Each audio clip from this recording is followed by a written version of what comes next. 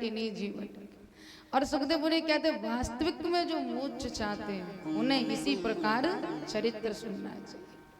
खास करके महाराज संत महात्मा, क्योंकि गृहस्थों को तो कोई ज्यादा मोक्ष की पड़ी नहीं। हाँ, गृहस्थों को तो बस यही चाहिए महाराज कि थोड़ा सुख शांति मिल जाए। उन्हें सबसे ज्यादा बस कल्याण की जरूरत है, ना उन्हें मुक्ति की आवश्यकता है और ना ही मोक्ष की। उन्हें कल्याण की सख्त जरूरत है। कल्याण यानी सारी सुख सुविधाएं मिल जाए, एक भी जीवन में दुख ना रहे, एक भी। बाकी मोक्ष तो संत महात्मा ढूंढ लेंगे और मुक्ति रागी बैरागी ढूंढ लेंगे। गृहस्थों के मन में शायद ही आता होगा कि महाराज मुक्ति मिल जाए या मोक्ष मिल जाए। उनके हृदय में तो भाव में यही रहता है कि महाराज कल्याण हो जाए, जैसे हो जाए तैसे हो जाए। हाँ? अच्छा, कल्याण के लिए भी बड़े सुंदर सुंदर सुखदेव भगवान ने मंतव्य कहे, ऐसा नहीं कि नहीं कहे।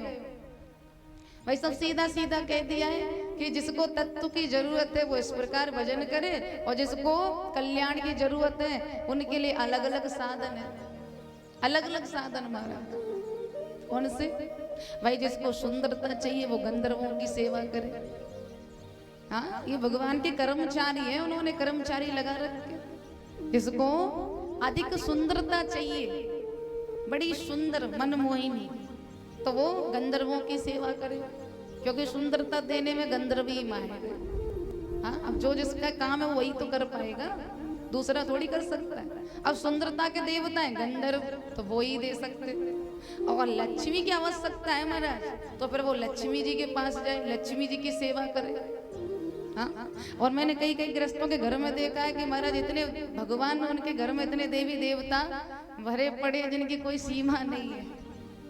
हाँ, हर क्वालिटी का देवता, हर क्वालिटी का भगवान मिलेगा, हर एक। क्योंकि महाराज उनको सब चाहिए, एक दो चीज छूट जाए तो उन्हें समस्या हो रही, उन्हें हर एक चीज चाहिए। धन भी चाहिए, लक्ष्मी जी घर में बैठी है। हाँ, सुंदरता चाहिए तो 33 कोटि पूरे देवता बैठे, 33 प्रकार के, जो हर एक एक एक, एक चीज देने वाले हैं। हाँ, इंद्रियां, जो अपनी इंद्रियां ने इनको और विकसित करना, ये तो वैसे तो फैली हुई है पहले से, ये भी मिले वो भी मिले, यहाँ भी चले जाए वो भी मिल जाए। अगर उनको और विकसित करना तो इंद्रदेव की सेवा कर लो, ये और ज्यादा मांगने लगेगी। अगर किसी को लग रहा हमारी इंद्रियां कम भोग विलास मांग रही हैं और ज्यादा मांगना चाहिए, तो भाई इंद्र देवता की सेवा कर लो। बोले इंद्रियों के इंद्रिय देवता हैं, और विकसित कर देंगे। वैसे तुम्हारी इंद्रियां दिन में 4 बार लड्डू मांगती, 10 बार मांगने लगेगी कि भैया नहीं, सुबह भी चाहिए, शाम को भी चाहिए, दोपहर को भी चाहिए, आठों प्रहर चाहिए। अगर दाम्पत्य जोड़े में प्रेम चाहते परस्पर, जीवन में अनुराग हो हर अपने पति पत्नी के प्रति, तो वो माता पार्वती की सेवा करे। जो माता पार्वती है उनका, उनमें लगन लगाए, उनमें चित्त लगाए, तो आपका पति पत्नी के बीच परस्पर अनुराग प्रेम बढ़ेगा, लड़ाई झगड़ा खत्म हो जाएगा। हाँ, और जिसको बुद्धि तेज चाहिए वो भगवान शंकर की शरण में चला जाए। जिसको बुद्धि बहुत हाई क्वालिटी की चाहिए, बहुत ज्यादा तेज, बोले व्यक्ति सामने वाला शब्द बोलना पाए उससे पहले हमें समझ में आ जाए कि बोलना क्या चाहता है, बोले इतनी तेज बुद्धि चाहिए, तो भगवान शंकर की आराधना करें। और महाराज अगर संतान की कमी है तो प्रजापतियों की सेवा करनी पड़ेगी। संतान नहीं हो पा रही या 1-2 हैं और ज्यादा चाहिए, तो वो प्रजापतियों की सेवा करे, क्योंकि प्रजापति है वही संतान को देने वाले, वही उन्हीं पर पूरा है भार लेखा जोखा, किसको कितनी संतान देनी, प्रजापतियों के पास। हाँ, और जिसको गढ़ा हुआ खजाना चाहिए, क्या बोलते उसको महाराज? गढ़े हुए खजाने को भड़ा, हाँ घड़ा बोलते ना, कहीं गढ़ा हुआ घड़े में खजाना मिल जाए। अच्छा, घड़ा तो समझ में आता है पर भड़ा समझ में नहीं आता। घड़ा का मतलब होता है वो घड़े में घड़ा हुआ मिलता है ना, इसलिए उसे घड़ा कहते। अब भड़ा क्यों बोलने लग गए ये महाराज नहीं पता। अक्सर लोग क्या करते, पहले मिट्टी के पात्र होते थे, स्टील की हुआ नहीं करते महाराज, तो मिट्टी के पात्र होते थे, घड़ा ही उनका सारा होता था। एक्स्ट्रा जो धन होता था ज्यादा उपयोग में लेने से ज्यादा, तो उसको घड़े में रख करके और धरती में गाड़ देते थे। चोर डाकियों से बचाने के लिए। अब संयोग से भूल गए तो वो रह गया। अब वो दूसरे व्यक्ति को जाकर के मिला तो वो था तो गड़ा, लेकिन दूसरे ने उसको बड़ा बना दिया। तो अगर वो चाहिए तो महाराज कुबेर जी की सेवा करो, जो कुबेर महाराज है ना, उनकी आराधना करो। तो अलग अलग वस्तु के लिए महाराज अलग अलग देवता हैं, अलग अलग। और वास्तविकता में अगर तत्व चाहिए तो सुखदेव मुनि स्पष्ट करके कह रहे हैं, फिर तो ऐसे भजन करो, फिर मिल जाए तो ठीक, ना मिल जाए तो भी ठीक। समझ में आया हमारा? मिल जाए तो भी ठीक और ना मिले तो भी ठीक, पर ऐसे करो। वरना तो कल्याण के लिए इतना बहुत है। और क्या चाहिए जीवन में? धन चाहिए, संतान चाहिए, अच्छी बुद्धि चाहिए, तेज और थोड़ी सी सुंदरता चाहिए जीवन को। इससे ज्यादा तो कुछ चाहिए नहीं। हाँ, इतने में वो अपना कल्याण मान लेता ना। तो असली कल्याण तो महाराज वो है कि भगवान में प्रीति हो जाए। अच्छा, भगवान में नहीं तो सात्विक कामों में प्रीति हो जाए। सात्विक माने अच्छे कर्मों, बुरे कर्मों को त्याग दे और अच्छे कर्मों से प्रेम करने लग जाए, अच्छे कर्मों में बरतने लग जाए, तो भी महाराज बढ़िया कल्याण है। अगर इन सब चीजों को प्राप्त करना ये ठीक है महाराज, कल्याण है, लेकिन सात्विक कल्याण नहीं है। फिर ये तो अपने मन के बनाए हुए कल्याण है। सात्विक कल्याण तो संत महात्मा जो आशीर्वाद देते वो होता सात्विक कल्याण। और फिर उसके बाद जीव को मुक्ति की सोच लेना चाहिए, ना चाह कर भी। क्यों सोच लेना चाहिए? क्योंकि हम इस धरती पर हर क्षण यानी हमेशा रहने वाले नहीं, हमेशा नहीं रहेंगे। अगर हमेशा रहना है तो केवल केवल कल्याण की सोचते जाए। अगर हमेशा रहना तो हमेशा तो रहना नहीं है। सबको पता है एक न एक दिन हमको धरती से धाम छोड़कर, धराधाम छोड़कर अनंतर जाना पड़ेगा।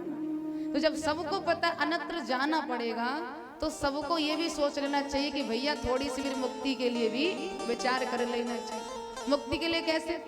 बोले जीवन में जब उतार होने लगे तो फिर धीरे धीरे चीजों को त्यागना शुरू कर देना चाहिए। धीरे धीरे यानी इंद्रियों को चीजों से मुक्त कर लेना चाहिए। अब जैसे जब आपकी बाल्यावस्था है तो आप हर प्रकार का पदार्थ खा जाते हैं, हर प्रकार के वस्त्रों को पहन लेते, कोई फर्क नहीं पड़ता। माँ जैसा खाने को दे दे आपने खा लिया, जैसा पहनने को दे दिया आपने पहन लिया, और जहां माँ ने सुला दिया वहीं सो गए। इतना फर्क नहीं पड़ रहा। युवावस्था आई तो थोड़ा हल्का सा फर्क पड़ने लगा, लेकिन फिर भी इतना नहीं। आप हर काम कर जाए, पहले माँ की इच्छा से करते, अब अपनी इच्छा से कर जाए। लेकिन वृद्ध अवस्था ऐसी होती है जिसमें आप चाहकर भी अपनी इच्छा का सब नहीं कर पाते। कर पाओगे क्या महाराज? क्योंकि वृद्ध अवस्था में सबसे पहले तो हाथ पांव शरीर साथ देना छोड़ देता है सबसे पहले। तो आपका भाव बनना है कि भैया हम थोड़ा जाकर तीर्थ कर रहे हैं, अब आपके हाथ पांव साथ नहीं दे रहा तो आप कैसे कर रहा हो? कर पाओगे? शरीर को बहुत सारे रोग घेर लेते हैं। आप ना चल करके भी जो चाहने वाली चीज है उसको भी ग्रहण नहीं कर पाए। जो बचपन में खा लेते थे, युवावस्था में ग्रहण कर लेते थे, अब वृद्धावस्था में डॉक्टर ने मना कर दिया। हाँ, खाओगे तो और ज्यादा बीमार हो जाओगे, तो जल्दी ठाकुर जी के पास पहुंच जाओगे। अब इस बात का डर है कि ठाकुर जी के पास जल्दी ना पहुंच जाए तो डॉक्टर का कहना मानना पड़ रहा है। तो हर चीज वृद्धावस्था में नहीं कर सकते। तो इसलिए पहले ही चीजों को धीरे धीरे त्यागना शुरू कर देना चाहिए, ताकि हमें एकदम त्यागने में क्लेश कष्ट ना हो। क्योंकि इंद्रियां जो है ना वो एकदम चीजों को छोड़ेंगी तो ना बड़ा कष्ट होगा। इसलिए धीरे धीरे धीरे धीरे आदत बना लेनी चाहिए। हाँ, युवावस्था में दिन में 10 बार चीजें खाते हो, थोड़ी अवस्था ढलने लगी तो धीरे धीरे उसको 4-5 2 बार कर दो। बोले अब 10 बार नहीं, बोले 4-5 खाए। थोड़ी और अवस्था ढली, बोले अब 1-2 बार ही ठीक है, ज्यादा बार ठीक है। तो ऐसे करके आदत बना लो। और अगर आदत नहीं बनी तो बुढ़ापे में महाराज इतना कष्ट होता है। बुढ़ापा मेरा आया नहीं, लेकिन मैंने देखा बहुत लोगों का है। इतना कष्ट होता है, इतनी तकलीफ होती है कि जिसकी कोई सीमा नहीं होती वृद्ध अवस्था में। हाँ, वृद्ध अवस्था की हालत ही बड़ी डाउन है। जीव कुछ भी नहीं कर पाता वृद्ध अवस्था में, कुछ भी चाह कर भी नहीं। हाँ? भोजन तक की व्यवस्था, जल तक की व्यवस्था, स्वयं के शयन करने के लिए तक की व्यवस्था जीव नहीं कर पाता, दूसरे के अधीन हो जाता है। और आप सब जानते हो, पर अधीन सपने हो सुख नहीं। हाँ, दूसरे के अधीन जीव हुआ तो समझ लो फिर आधे क्लेश तो उसे वैसे ही पकड़ लिए।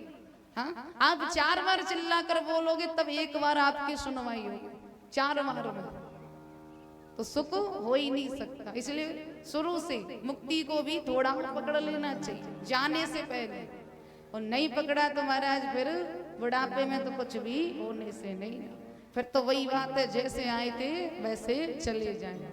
खाली हाथ आया बंदे, खाली हाथ जाए। 2 दिन की जिंदगी 2 दिन का मेला, फिर तो वो दशा हो जाए। और मोक्ष की तो मैं नहीं कहूंगी महाराज, क्योंकि मोक्ष तो एक जीवन में मिलना मुश्किल है। मोक्ष के लिए तो कई जीवन प्राप्त करने पड़ते, कई जीवन, एक नहीं, मोक्ष के लिए कई जीवन प्राप्त करके और कल्याण करके, मुक्ति करके, तब जाकर धीरे धीरे कहीं मोक्ष तक पहुंच पाते। बोलिए सुखदेव भगवान की, कृष्ण कन्हैया लाल की, भागवत महापुराण की जय हो।